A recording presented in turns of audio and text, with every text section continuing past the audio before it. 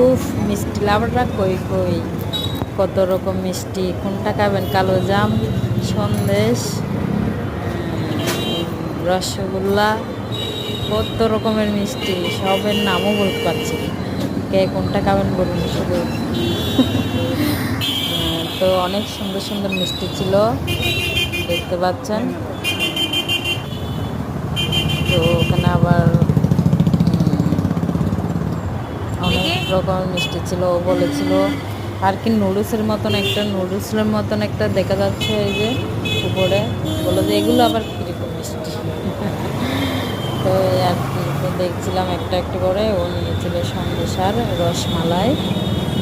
তো ওর যাই পছন্দ সেগুলো নিয়েছে। দেখুন কত সুন্দর সুন্দর মিষ্টিগুলো, অনেক সুন্দর লাগে দেখতে, তাই না? এখানে